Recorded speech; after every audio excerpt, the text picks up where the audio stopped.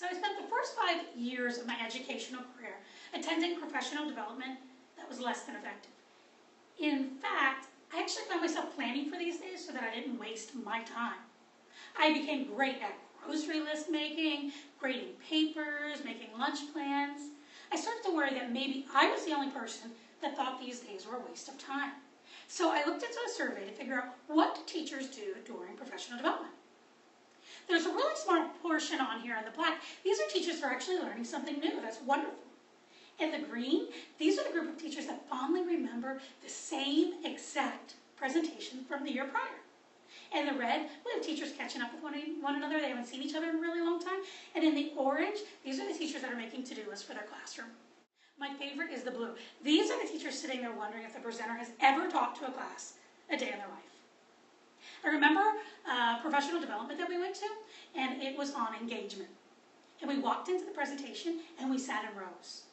We sat in rows for 6 hours, and we passively listened to the presenter talk about engagement.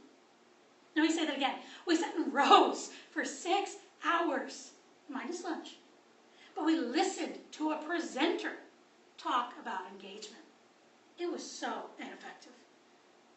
I remember 5 years of ineffective professional development. And to be honest, I almost resent my leaders from that time because I don't feel they cared enough about me. They weren't working with me to grow me as a teacher. So I made a promise to myself that when I became an administrator, professional development would be amazing. I would make it a priority.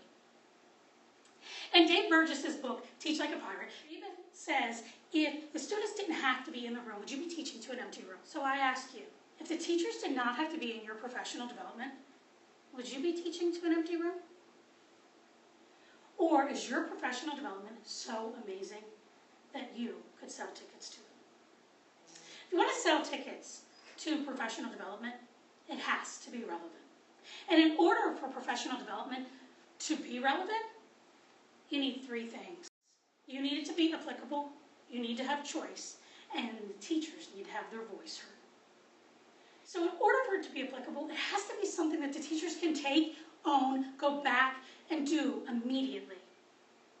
It can't be something that they learn, and you're going to come back to it in about 6 months to a year and expect them to actually remember. There has to be choice in the process.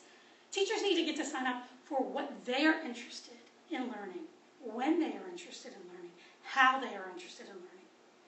And ultimately, there has to be voice. Teachers need to be surveyed. And we have to look at those evaluations to say, what do teachers really want to learn about? And we have to provide those opportunities. We have to make professional development relevant.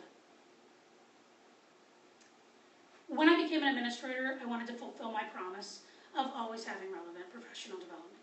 So my first step was to develop a professional development committee. And that committee, we meet every 2 weeks, and we talk about the needs and the wants of our building, and then we create action plans. So over the last several years, we developed a school-wide professional development plan called Innovations.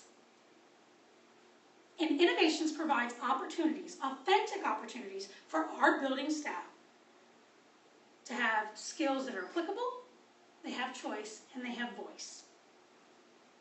So this past year, for the first time, we tried Unconference. To be perfectly honest, I was panicked for this day. If you're not familiar with Unconference, you come with nothing planned. The teachers come with their thoughts, they write them on Post-it notes, all their ideas, everything they want to learn about, and they turn them in to the facilitator.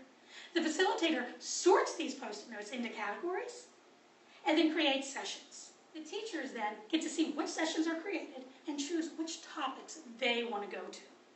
What do they want to learn more about? They then become the facilitators of the professional development. So we tried this past year, and again, like I said, I was panicked, but it turned out absolutely amazing. So amazing, in fact, that we did another one a few months later. And then the elementary department did one a few months later. And then my team got to go train the secondary team on how to do this. This simple thing was amazing because it was applicable, the teachers had voice, and they had choice.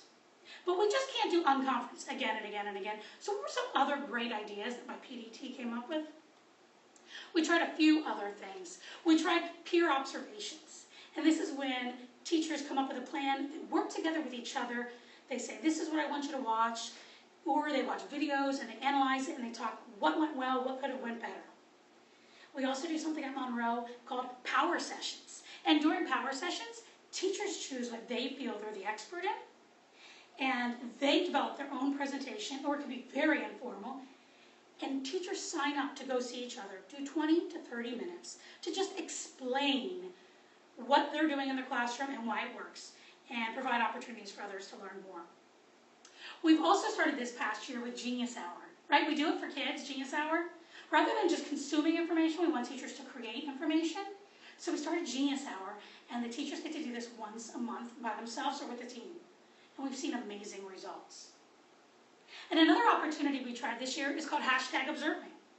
#ObserveMe is when you post a piece of paper outside your door that just says #ObserveMe, and you list what time you want observed, what you want observed in, and even if there's a specific thing you want feedback on, for example, engagement or time on task, you can list all that. There's a QR code, and when another teacher comes to observe you, they scan the QR code, they go in, they take notes, and the only people that can see the notes are you and the person you're observing. Pretty cool. All of these professional development opportunities work because the teachers are collaborating. Again, they're applicable, students have voice and choice. Some new PD sessions that we're trialing right now are these up here. We have Twitter. We're doing a tweet or meet. So the day I told my teachers they all needed to have a Twitter account and we were going to do a Twitter chat, I literally slept with one eye open that night. I did not know how it was going to go over. I had teachers in tears over Twitter.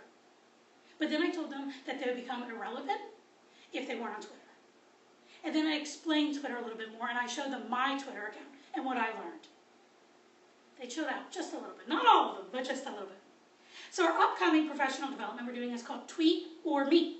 So the teachers can actually come to the meeting and meet if they're not comfortable with tweeting, or they can stay wherever they're at and just tweet into the conversation. So we're excited to do that. Again, we gave them a choice. We do try-its in the building, and that's when all the teachers come. They can come to 1 session, 2 or 3. They get a choice in how many they want to come to and what topics they want to cover. We come together, we learn about a topic, the teachers go try it in their classroom, and then they come back and they share how it went and what they would do differently for next time. Very informal and very encouraging. We tell them, like, take risks.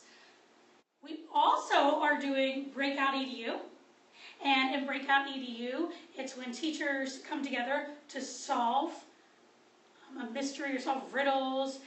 And basically, it's all about collaboration. But the best time to do this, right before lunch. You break out a box, you go to lunch. I promised myself that the professional development that I gave to staff would be effective. It would always be applicable. Teachers always have voice, and they would always have choice. I want to create a professional development that you could sell tickets to.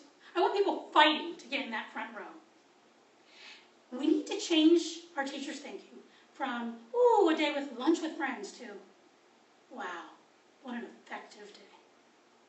Thanks.